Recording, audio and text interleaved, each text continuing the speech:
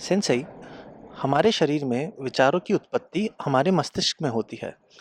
तो इसका अर्थ ये हुआ सेंसई कि प्राण के साथ साथ शरीर की जो संरचना है उसका भी कुछ ना कुछ असर रहता होगा विचारों की उत्पत्ति पे। तो कृपया करके ये समझाएं कि शरीर की संरचना विचारों को कैसे प्रभावित करती है। इसको एक बहुत सरल उपाय से समझने का प्रयास करते हैं। आपने योजना बनाई कि हाँ इतने पैसे लगाऊंगा, ऐसे करूंगा, ये 50 करोड़ बन जाएगा। और कुछ करने जा रहे थे, आपको दस्त लग गए। मतलब वो ऐसा हो गया कि आप टॉयलेट से निकले, बैठे, फिर वहां भागे। अब बताइए आपकी उस योजना का क्या होगा? वो विचार का क्या होगा कि आपने योजना बनाई थी, ऐसे बिजनेस को, व्यापार को ऐसे बढ़ाऊंगा, यहां इन्वेस्टमेंट करूंगा, ऐसे करूंगा। आपके शरीर ने आपके विचार को बैठा दिया ना। पेचिश है। आप सबको ये कभी ना कभी अपने जीवन में अनुभव रहा होगा। इतनी सी बात है। तो छोटे प्रयोग से, इसके लिए आवश्यक नहीं है कि आप लेबोरेटरी जाकर के वहां पे 10 ग्राम अपना खून निकाल करके उसे दे करके टेस्ट करें, या तो जीवन की घटनाओं से आप सीख लेंगे। आपको किसी ने खूब तगड़े ढंग से गाली दे दी, आप वहीं पे परास्त हो जाएंगे। ऑस्ट्रेलियन क्रिकेट टीम स्लेजिंग, गाली देने में बहुत उस्ताद है। मैंने अभी चैंपियंस ट्रॉफी जो कल थी उसका फाइनल का कुछ अंश देखा। मैंने बॉडी लैंग्वेज बोला, न्यूजीलैंड तो खत्म हो गया, ये तो लड़ ही नहीं रहे हैं, हार गए, ये तो युद्ध से पहले ही समाप्त हो गए। एक योद्धा को जो होना चाहिए, आखिर परिणाम कुछ भी हो, लड़ के मरेंगे, या मारेंगे या मरेंगे। यह युद्ध नीति है, यह खेल नीति है। वो पहले से ही हारे थे, शरीर सबका गिरा हुआ था, ढीला हो चुका था, हार स्वीकार लिया था। होता क्या है, इसे आपको भली भांति समझना पड़ेगा। हमारे शरीर का हाव भाव तुरंत वैसी स्मृतियों को आकर्षित कर देता है जो आचरण में वैसा परिवर्तन ला देता है। मैंने अपने जीवन काल में अलग अलग अनुसंधानों में इसका खूब प्रयोग किया हूं। मैंने कुछ शरीफ स्टूडेंट उठाए, जिसे क्लास टीचर कहते हैं बहुत शरीफ है, मतलब ऐसे एक टेक्निक करवा के ऐसे बदमाश बना दूंगा। वह चुनौती हो गई, बोला हो ही नहीं सकता। तो मुझे 3 स्टूडेंट दिए गए। बोले तो बहुत शिष्टाचार में बंधा हुआ है और बहुत अच्छा है। हम बोले अभी इसको मैं खराब कर दे सकता हूं, और मैं कुछ नहीं, एक टेक्निक करूंगा बस करने के लिए। और मैंने उनसे 1 सप्ताह तक सिर्फ ऐसे कराया, कैसे करना, और एक डायलॉग बना कह रहे, वहां बिहार की भाषा में दबंगई वाला। 7 दिन में वो अपने क्लास टीचर के सामने, उसका एटीट्यूड चेंज था। जरा विचार कीजिए। अगर मैं आपसे किसी चीज पे संवाद कर रहा हूं तो सिर्फ अपने अनुभव के आधार पर करता हूं। पढ़ी पढ़ाई सुनी सुनाई बातों से क्या लेना। यह बात और है कि अनुभव फिर वहीं जाते हैं जो एक श्रेष्ठ महापुरुष के अनुभव हैं या उनकी शिक्षा है। इसलिए तो गुरुदेव के बिल्कुल पद चिन्हों पे ठीक पीछे पीछे हैं। लेकिन आधार, अपने अनुभव के आधार पर आपसे यह कह पा रहा हूं, और मैंने हमेशा प्रयोग किया है। बहुत खतरनाक होता है। मैं इसलिए कर पाया ऐसे प्रयोग क्योंकि एक तो मैं स्वयं योद्धा था, और मुझे 9 से 5 की ड्यूटी नहीं करनी थी अपने जीवन में कहीं भी। ये मैंने पहले ही ठान रखा था। हम में और हमारे भाई में चर्चा होती थी, वो आईएएस किया, हमने हमें करना ही नहीं है, हमें फॉर्म ही नहीं भरना है। Whereas I was topper, नौकरी करनी ही नहीं है। मेरी माँ ने इस चीज़ का हमेशा समर्थन किया, और पिता ने भी ये कह दिया कि ठीक है, जैसा मन करे वैसा करो। वो स्वतंत्रता मुझे मिल गई। मैंने स्वयं को प्रमाणित किया कि देखो, मैंने नंबर्स में तुम्हारे कसौटी पे खरा उतरा, लेकिन जीवन अगर मैं अपने ढंग से जी पाऊँ। पिताजी का कहना था जीवन संघर्ष में होगा, और स्वीकार है, बहुत संघर्ष करने पड़ेंगे। नौकरी में अच्छे पद पे निरंतरता रहती है, जीवन सुखमय होता है, मतलब अस्वीकार है। अगर क्षमता होगी तो जीवन का निर्वहन स्वतः हो जाएगा। मैं नौकर नहीं बनूंगा, ये तो पहले दिन से था। हाँ, मैं सेना में जाना अवश्य चाहता था, लेकिन प्रकृति ने, शायद माँ बाबा ने पहले ही वो रास्ता बंद कर दिया था कि जो वायुसेना में जाने के लिए आवश्यक हाइट चाहिए तो वो भगवान ने दी ही नहीं, मैन्युफैक्चर डिफेक्ट कर दिया। तो उस मैन्युफैक्चर डिफेक्ट के साथ मैं वहाँ नहीं जा पाया। तो अंततः बात मैं यहीं पे लाना चाह रहा हूँ कि आप समझिए, जो हम अनुसंधान के क्रम में हम अपने आप को सौंप देते हैं, तो हम अपने जीवन को एक रूप से मौत और जीवन को सहोदर भाई बना लेते हैं। कब मृत्यु हो जाए नहीं पता। प्रयोग तो ऐसे होते हैं, खतरनाक होते हैं, और उससे जो निचोड़ आता है, हाथ आता है, जो बातें समझ आती हैं, वह एक बहुत लंबी छलांग लगा देती है, छलांग लगवा देती है। तो इस अनुसंधान से हमने यह पाया, तो कोई भी अटपटा इंसान है, उसका बॉडी लैंग्वेज अगर आपने शुरू में उसको वॉच करके उसको सही शिक्षा से उसको बांधा नहीं, वहां से वो बिगड़ जाएगा। हम लोग बैठे थे, मैं कार ड्राइव कर रहा था, दिल्ली की घटना है, सरदार पटेल मार्ग पे ट्रैफिक बहुत था। सामने एक दूसरी कार थी, 4 लड़कियां उसमें बैठी थी, यंग बच्चे, और वो बातों में ऐसे मशगूल थे कि जाम था तो उनके गाड़ी पीछे रोल कर रही थी। तो हमने खूब जोर से हॉर्न बजाया, तब उसने ब्रेक लगाया, गाड़ी लगभग सट चुकी थी। तो हमने कहा थोड़ा सा पीछे हो जाओ, ब्रेक किए। अब देखिए, क्योंकि मैं उसके व्यू फाइंडर में उसे देख पा रहा हूँ, वो लड़की 20-22 जो भी उसकी उम्र रही हो, उसने सिगरेट निकाला, मुंह में लगाया, लाइटर ऑन किया, धुआं उठाया और शीशे पे मेरे मुंह पे मारा।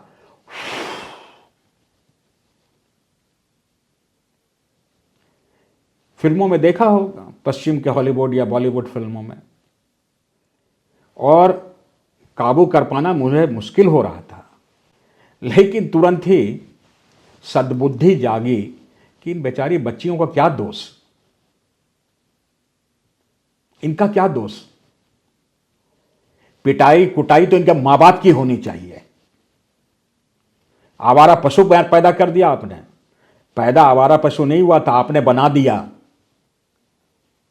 क्योंकि आपने स्वयं स्वतः पहले शरीर को बंधन में नहीं रखा, आपने उसको आधुनिकता माना और पूरी की पूरी पटरी उतार दी। गाड़ी क्या वो अपने से खरीदी है, माँ बाप ने दिया है। दोषी कौन है? वो बेचारे बच्चे थोड़ी दोषी हैं। स्मृतियां वैसी आ ही जाएंगी, वैसे बन जाएंगे। दोषी तो माँ बाप है, बाद में रोएंगे मेरे बच्चे ऐसे हो गए। आपने अपनी संस्कृति से स्वयं को दूर कर लिया, उसे दकियानूसी माना। तो निश्चित रूप से समझना पड़ेगा, दोष तो पीछे से चला आ रहा है,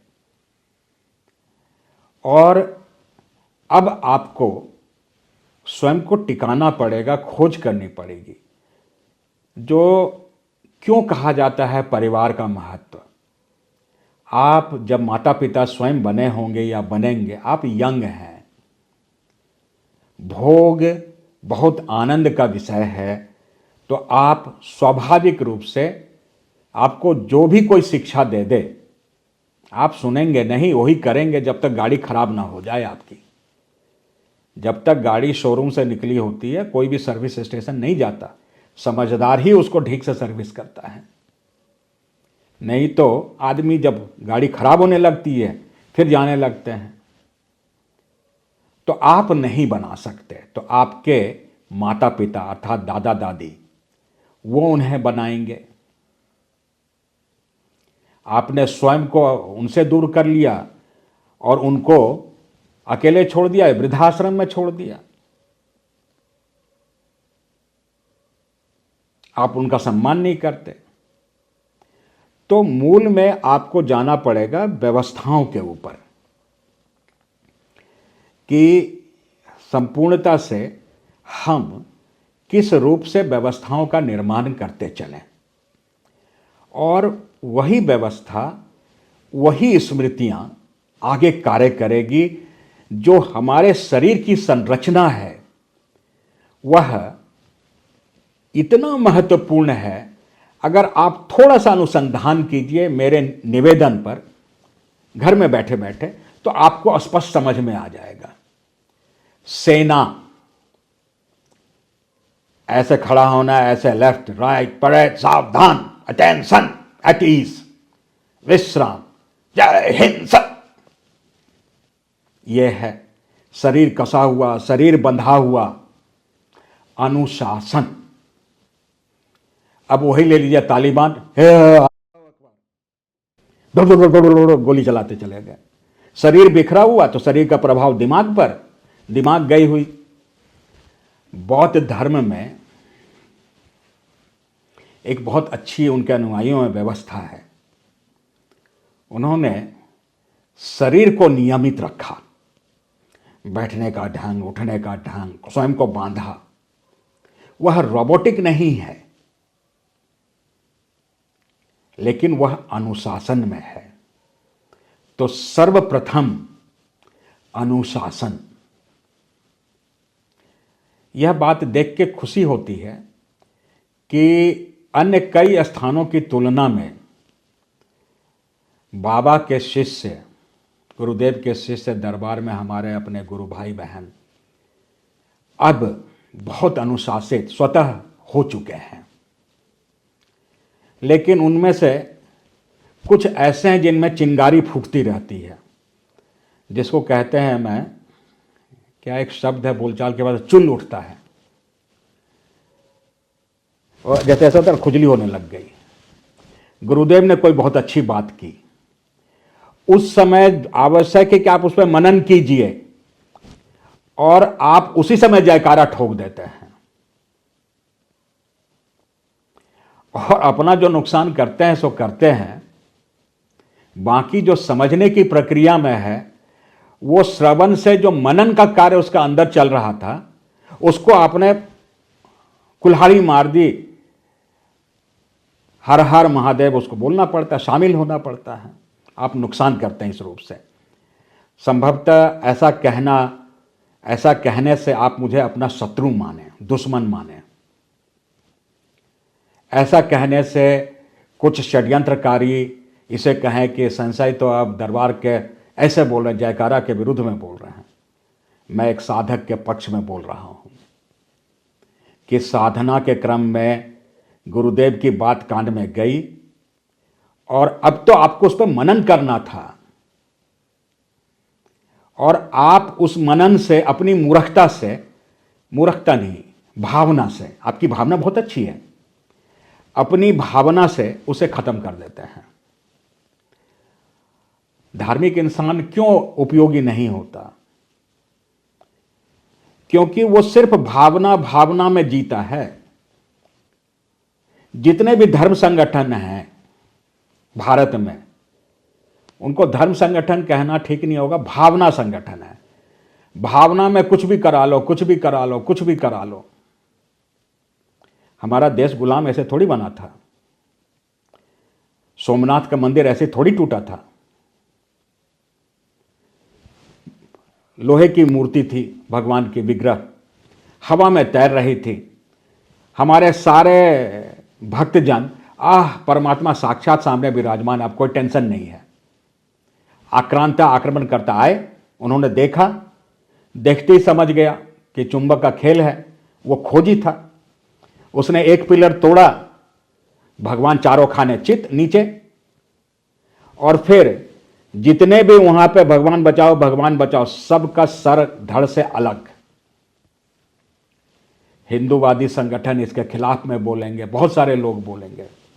मेरे विचार थोड़े खतरनाक हैं।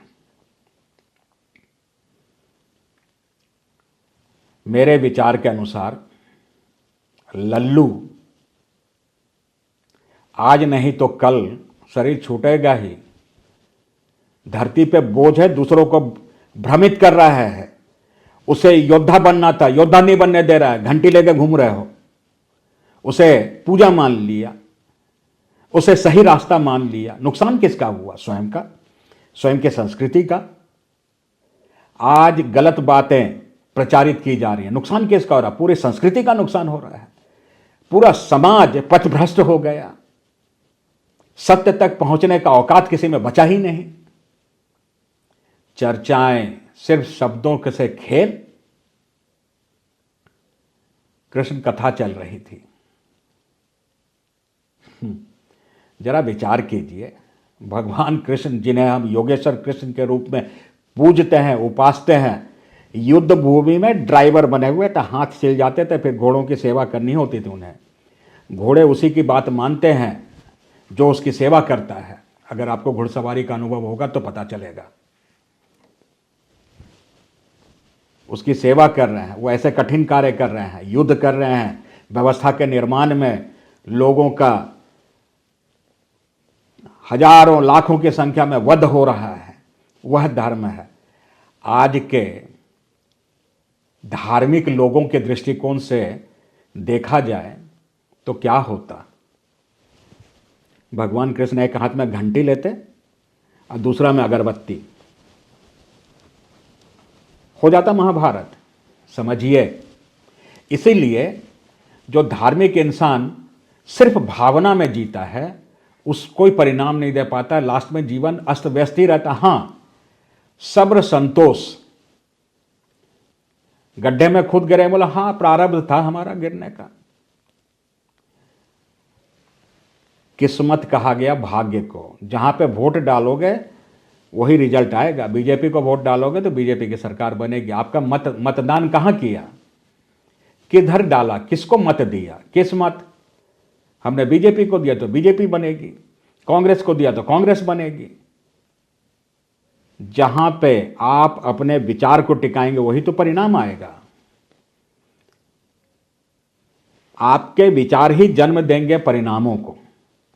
तो यह बिल्कुल सहजता से समझ लीजिए इस बात को कि निर्माण के क्रम में मनन, संगत, यह बहुत ही महत्वपूर्ण है।